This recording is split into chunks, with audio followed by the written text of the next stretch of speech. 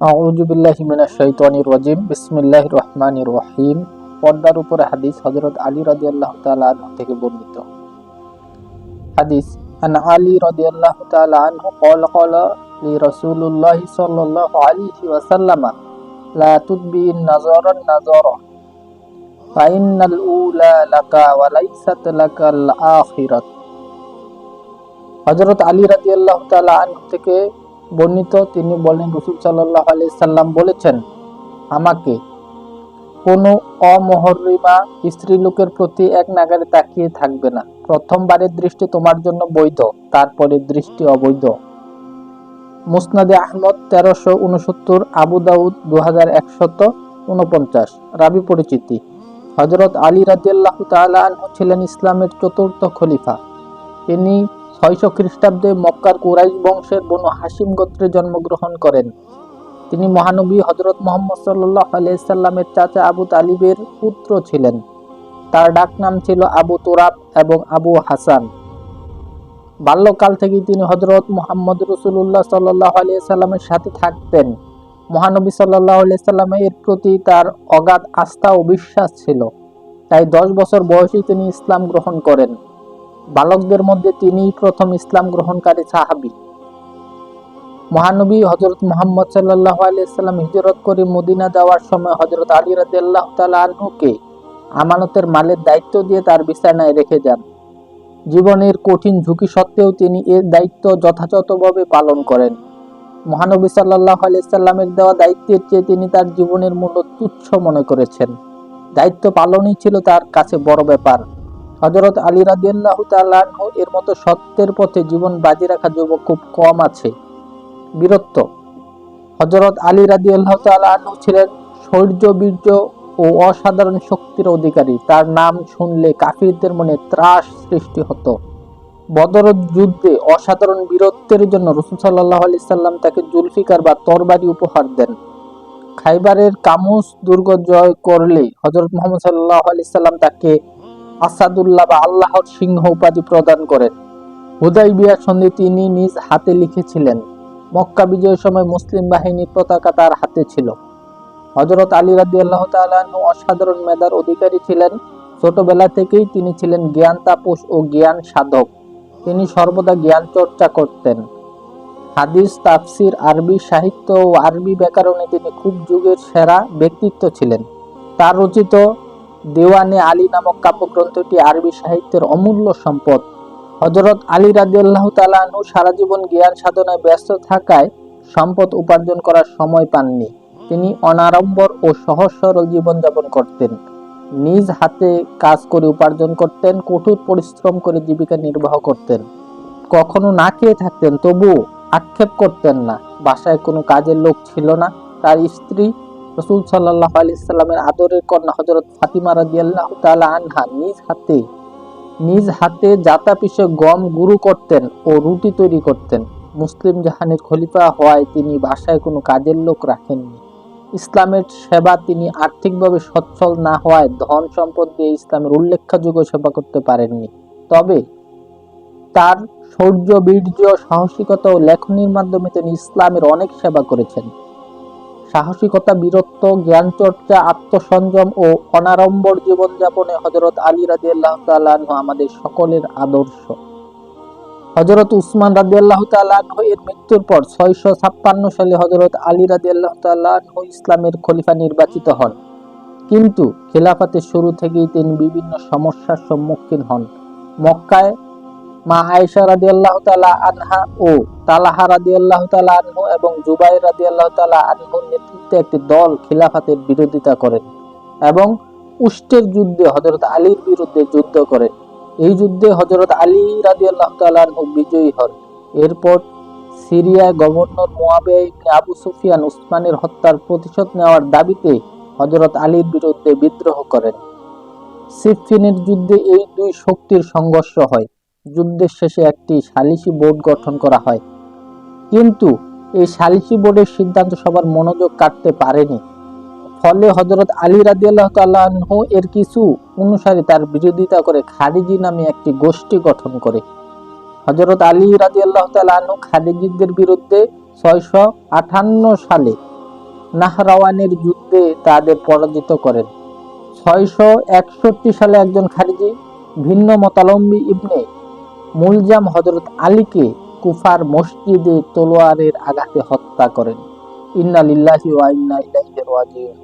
ব্যাখ্যা: ইসলাম এমন একটি জীবন ব্যবস্থা যেখানে মানুষের ইন্দ্রিয়গুলোকে পবিত্র ও সংযত রাখার প্রতি গুরুত্ব দেওয়া হয়েছে। দৃষ্টি সংযমের মাধ্যমে মানুষ কুপ্রবৃত্তি ও শয়তানের ধোঁকাগুলো থেকে নিজেকে রক্ষা করতে পারে। মানুষের দৃষ্টি হলো শয়তানের জন্য প্রধান প্রবেশদ্বার। প্রথম দৃষ্টির পর যদি দ্বিতীয় দৃষ্টি ইচ্ছাকৃত হয় তবে এটি শয়তানের ধোঁকায় পড়ার প্রথম ধাপ। তাই দৃষ্টি সংযম করা মানুষের জন্য একটি প্রতিরক্ষামূলক ব্যবস্থা।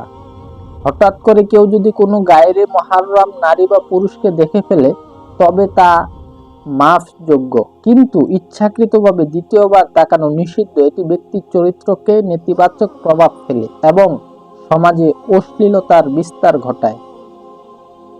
কোরআনের দৃষ্টিতে দৃষ্টি সংযমের গুরুত্ব। 1.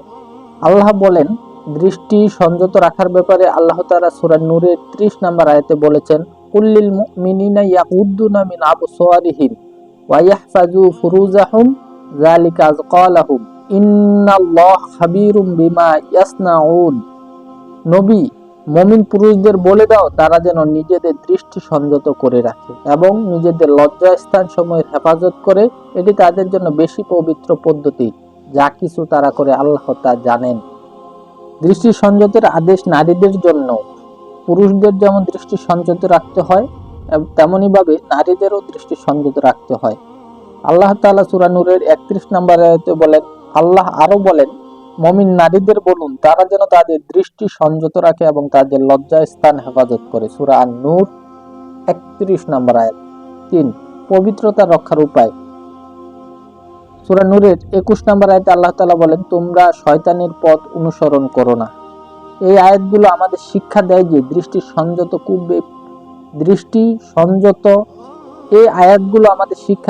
দৃষ্টি সংযম কুপ্রবৃত্তি ও শয়তানের ধোঁকা থেকে রক্ষার প্রধান উপায়। দৃষ্টি সংযমের নির্দেশনার হাদিসগুলো হচ্ছে: 1. আল্লাহ রাসূল সাল্লাল্লাহু আলাইহি সাল্লাম বলেন, তুমি যদি হঠাৎ কোনো গায়রে মুহাররামের প্রতি তাকাও তাহলে সঙ্গে সঙ্গে দৃষ্টি ফিরিয়ে নাও। সহিহ মুসলিম 2159। দৃষ্টি হলো শয়তানের তীর। রাসূল সাল্লাল্লাহু আলাইহি সাল্লাম বলেন, দৃষ্টি হলো শয়তানের বিষাক্ত তীর। যে ব্যক্তি আল্লাহর ভয় পেয়ে দৃষ্টি সংযত করে আল্লাহ তাকে এমন ঈমানের স্বাদ দান করেন যা তার অন্তরকে তৃপ্তি দান করেন। মুসনাদে আহমদ 2217। নারীদের প্রতি অহেতুক দৃষ্টিপাত নিষিদ্ধ। রাসূল সাল্লাল্লাহু আলাইহি সাল্লাম বলেন, কেউ যেন কোনো নারীকে বারবার না দেখে। প্রথম দৃষ্টি মাফ, কিন্তু দ্বিতীয় দৃষ্টি হারাম। তিরমিজি 2778। দৃষ্টি সংযমের উপকারিতা। 1. অন্তরের পবিত্রতা রক্ষা। দৃষ্টি সংযম অন্তরকে পবিত্র রাখে এবং কুপ্রবৃত্তির আগুন নিভিয়ে দেয়। আল্লাহ বলেন, নিশ্চয়ই সফল সেই ব্যক্তি যে নিজেকে পবিত্র করেছে। সূরা শামস 9 নম্বর আয়াত। 2. আত্মিক উন্নতি ও ইবাদতের মনোযোগ বৃদ্ধি করে। কুপ্রবৃত্তি মুক্ত জীবন আল্লাহর ইবাদতে মনোযোগ বৃদ্ধি করে। 3. পরিবার ও সমাজে শান্তি প্রতিষ্ঠা হয়। অশ্লীলতা, দৃষ্টি ও চরিত্রের দুর্বলতা পরিবার ও সমাজের শান্তি বিনষ্ট করে, দৃষ্টি সংযম বা প্রতিরোধ করে। 4. আল্লাহর নৈকট্য অর্জন। দৃষ্টি সংযত আল্লাহর আদেশ পালনের অন্যতম মাধ্যম। বর্তমান প্রেক্ষাপটে দৃষ্টি সংযম। ডিজিটাল মাধ্যমের চ্যালেঞ্জ। স্মার্টফোন, ইন্টারনেট ও সোশ্যাল মিডিয়ার কারণে দৃষ্টি সংযম রক্ষা বর্তমান সময়ে অত্যন্ত কঠিন হয়ে দাঁড়িয়েছে। সমাধান: অপ্রয়োজনীয় ওয়েবসাইট ও অ্যাপ এড়িয়ে চলুন। ইন্টারনেট ব্যবহারে সতর্কতা অবলম্বন করুন। সোশ্যাল মিডিয়ায় অশ্লীল কন্টেন্ট ব্লক করে দিন। বিনোদনের সীমারেখা নির্ধারণ। টিভি, সিনেমা ও অন্যান্য বিনোদন মাধ্যমে ব্যবহারে সতর্ক থাকতে হবে। অশ্লীলতা ও কুপ্রবৃত্তি সৃষ্টি করে এমন কন্টেন্ট সম্পূর্ণ এড়িয়ে চলুন। ব্যক্তিগত সম্পর্কের শালীনতা রক্ষা। কর্মক্ষেত্রে নারী পুরুষের সম্পর্ক সীমার মধ্যে রাখা, অহেতুক কথাবার্তা ও দেখা সাক্ষাৎ এড়িয়ে চলা। পরিবারে ইসলামের চর্চা। সন্তানদের ছোটবেলা থেকে দৃষ্টি সংযমের শিক্ষা দিন। পরিবারের কোরআন ও সুন্নাহর আলোকে জীবনযাপন চর্চা করুন। আল্লাহর ভয় জাগ্রত রাখা। সবসময় মনে রাখতে হবে আল্লাহ আমাদের প্রতিটি কাজ দেখছেন। দৃষ্টি সংযমের মাধ্যমে আমরা আল্লাহর সন্তুষ্টি অর্জন করতে পারি। আজকে সমাজে সবচেয়ে বেশি চ্যালেঞ্জ হয়ে দাঁড়িয়েছে, বিশেষ করে যুব সমাজের ক্ষেত্রে সবচেয়ে বেশি চ্যালেঞ্জ হয়ে দাঁড়িয়েছে নৈতিকতা। আজকে আমাদের সমাজ জেনার, ব্যভিচারের করাল গ্রাসে পড়ে আমাদের যুবকেরা ধ্বংস হয়ে যাচ্ছে। আজকে অধিকাংশ সমাজের কলহ বেঁধে যায় এই কারণগুলো প্রক্রিয়ার কারণে। আর আজকে সমাজে পরিবার বিচ্ছেদের ঘটনা অহরহ ঘটছে। আজকে এই বেপরদার কারণে সমাজে যত বিশৃঙ্খলা রয়েছে অধিকাংশগুলোই এর মূলে রয়েছে। তাই আমাদেরকে এই যে দৃষ্টি সংযম রাখা, নিজের মনকে সংযম রাখা, এটা কিন্তু আমাদেরকে কোরআন থেকে শিক্ষা নিয়ে অর্জন করতে হবে। আমাদেরকে আজকে সমাজের এই অপবিত্রতা দূর করার জন্য আমাদেরকে কোরআন হাদিস ছাড়া কোনো বিকল্প নেই, আমাদেরকে কোরআন হাদিস মেনে চলতে হবে। তাই আসুন প্রিয় দিনী ভাই ও বন্ধুগণ, আমরা আমাদের দৃষ্টিকে সংযত রাখি, আমরা আমাদের সমাজটাকে অপবিত্রতা থেকে বাঁচাই, জেনা ব্যভিচার থেকে রক্ষা করি। দৃষ্টি সংযমে সাহায্যকারী দোয়া, চোখের পবিত্রতার জন্য দোয়া। আল্লাহুম্মা গফিরলি যামবি ওয়া তাহহির কলবি ওয়া তাহসির ফারজি। হে আল্লাহ, আমার গুনাহ ক্ষমা করুন, আমার অন্তরে পবিত্র করুন এবং আমার লজ্জাস্থান রক্ষা করুন। তিরমিজি 3425। শয়তানের ফাঁদ থেকে বাঁচার দোয়া। হে আমার রব, আমি শয়তানের প্ররোচনা থেকে আপনার কাছে আশ্রয় প্রার্থনা করি। সূরা মুমিনুন 97। আজকে দার্সের শিক্ষা: 1. দৃষ্টি সংযম, পর্দা একটি ইবাদত। 2. আল্লাহর নির্দেশ মেনে চলা। 3. দৃষ্টি সংযমী পর্দার মাধ্যমে আল্লাহর নৈকট্য অর্জন করা যায়। 4. অশ্লীলতা ও কুপ্রবৃত্তি থেকে মুক্তি পেতে হলে পর্দা করতে হবে। 5. দৃষ্টি সংযম একটি আধ্যাত্মিক অনুশীলন। 6. অপ্রয়োজনীয় বা অশ্লীল কন্টেন্ট থেকে দূরে থাকার মাধ্যমে দৃষ্টি সংযম করতে হবে। আমাদের পরিবারে ইসলামী মূল্যবোধ প্রতিষ্ঠা করা ও পর্দার বিধান বাস্তবায়ন করা। 8. দৃষ্টি সংযমের মাধ্যমে ব্যক্তিগত শান্তি ও পারিবারিক সুশৃঙ্খলা বজায় থাকবে। 9. বর্তমান যুগে দৃষ্টি সংযম পর্দা একটি চ্যালেঞ্জ। 10. নিয়মিত দোয়া ও ইস্তেগফারের চর্চা করা। শেষ কথা, দৃষ্টি সংযম ইসলামের একটি মৌলিক শিক্ষা যা ব্যক্তি, পরিবার ও সমাজের শৃঙ্খলা রক্ষায় গুরুত্বপূর্ণ ভূমিকা পালন করে। বর্তমান সময়ে বিশেষ করে ডিজিটাল মাধ্যমের চ্যালেঞ্জ মোকাবেলায় দৃষ্টি সংযমের চর্চা অত্যন্ত প্রাসঙ্গিক। আমাদের উচিত কোরআন ও সুন্নাহর শিক্ষা অনুযায়ী নিজেদের জীবন পরিচালনা করা। আল্লাহ আমাদের সবাইকে দৃষ্টি সংযমের আদেশ মেনে চলার তৌফিক দান করুন, আমিন।